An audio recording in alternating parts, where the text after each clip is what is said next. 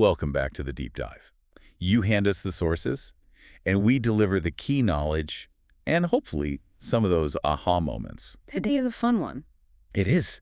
We are taking a journey back to 2006, the golden age of next gen, right? Everyone's talking about the PlayStation 3, the Nintendo Wii. HD graphics, motion controls, all of it. Exactly.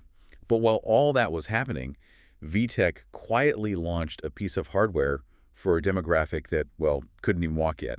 The V.Smile Baby infant development system. It is maybe the most specialized piece of hardware we've ever come across in the sources. I think it might be. You look at it and you see, a console. It plugs into a TV. It takes cartridges. But VTech was adamant they would not call it a game console. No, the marketing is very clear on that. The sources all point to this thing being engineered and sold strictly as a specialized educational tool, calibrated for the absolute earliest stage of development. And that distinction is everything. So for this deep dive, our goal is to figure out how on earth VTech designed an interactive system for a child who is 9 months old. It seems impossible. We want to unpack the features that let them call it an infant development system. And this is the crucial part. Look at why its technical limitations were maybe its greatest strength. We have to start with that target demographic. It just dictates everything that followed. 9 months to 3 years. 9 months old. At that age, development is just happening at light speed. A system for a 3-year-old is completely useless for a 9-month-old. Right. So the niche VTech was aiming for was huge. I mean, regular game systems, even the simplest ones, required motor skills that just hadn't formed yet. And I find the intentionality here just fascinating. VTech's mission wasn't to sell another toy to plug into the TV. No, it was much more focused. It was pure early learning. The games were designed to introduce the absolute basics, colors, shapes, sounds, the first building blocks of language. They were really targeting the foundations of a child's cognitive architecture. And it wasn't just some marketing gimmick. Not at all. The documents show a ton of rigor.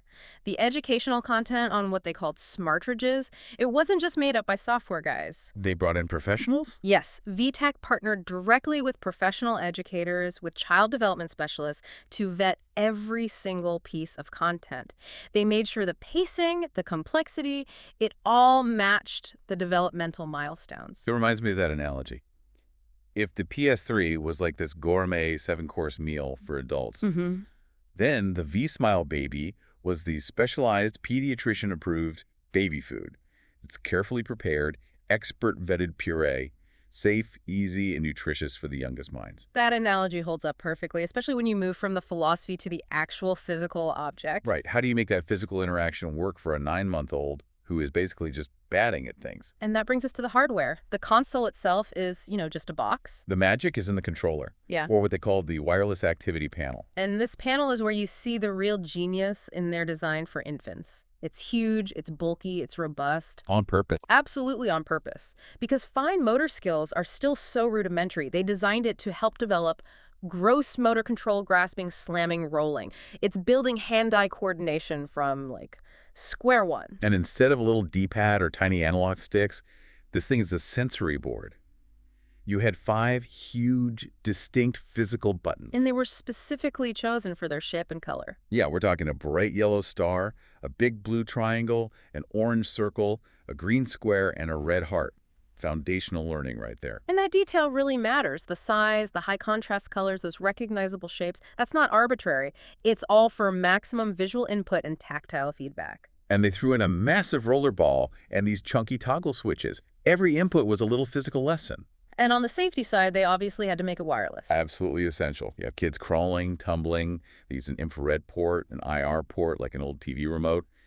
No messy, dangerous cables. It was a massive safety win, no question. It immediately set them apart from any normal wired controller, but... Here it is. The sources highlight a really critical flaw that came directly from that choice, a flaw that kind of undermined the whole point. I want to focus on this because it's not just a funny quirk. Yeah. It actually breaks the learning loop. It does. So we all know infrared needs a direct line of sight. What happens when your 9-month-old user who's just learned that pressing the green square makes a frog jump? What happens when they accidentally roll onto the panel or block the sensor with their own body? The signal drops. The screen freezes, the frog stops jumping. And for an adult, that's annoying. Yeah. For an infant, it's Yeah. catastrophic for the learning process. Totally. The entire point is to establish a reliable cause and effect loop.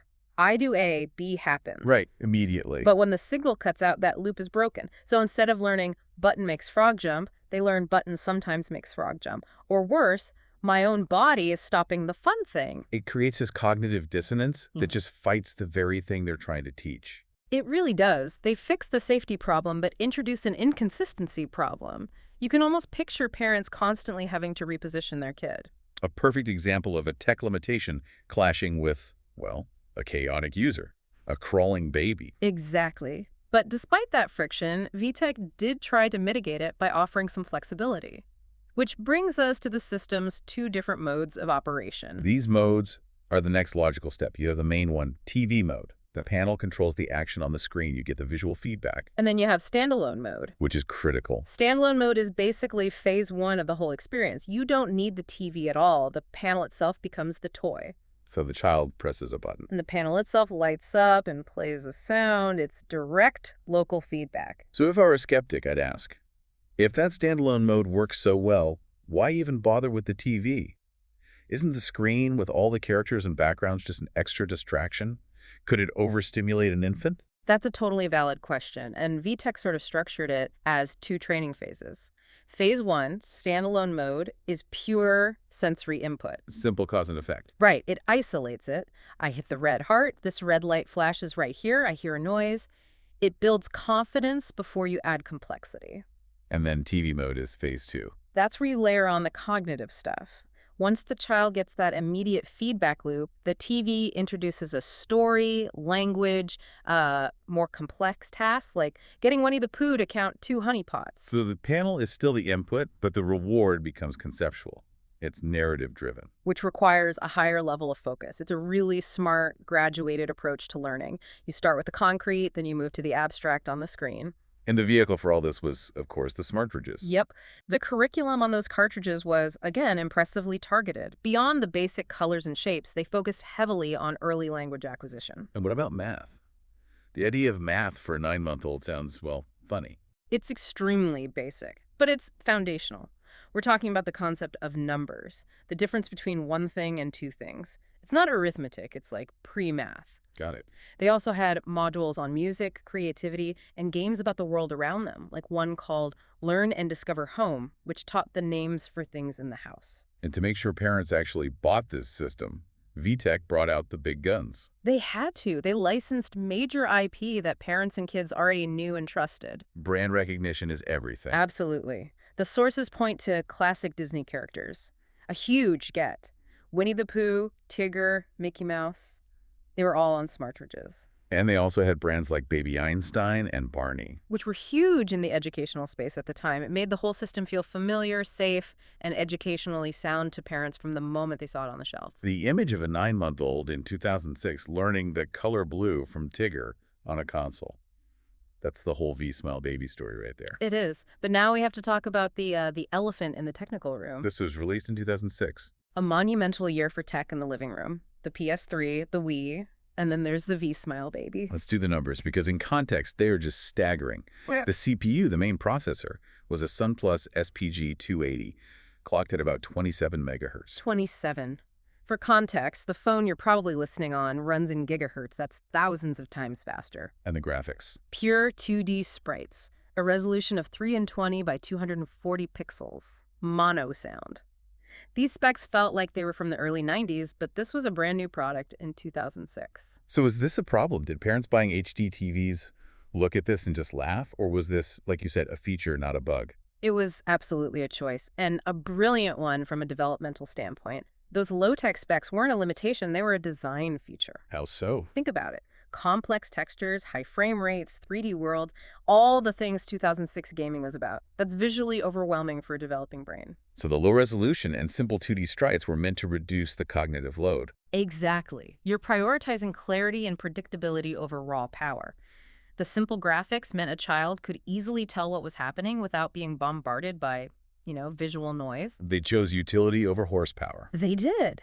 And they achieved their goals because of that choice, not in spite of it. This technical gap led to that funny perception of gamers in diapers. The whole idea was kind of ripe for ridicule, wasn't it?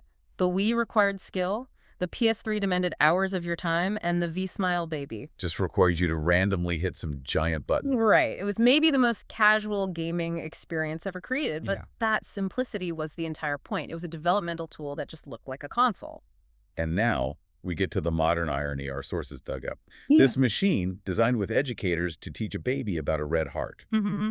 It has a totally different life today among a very niche group of people. The collector and hobbyist irony is just perfect here. You'd think it would just be sought after for nostalgia, but no.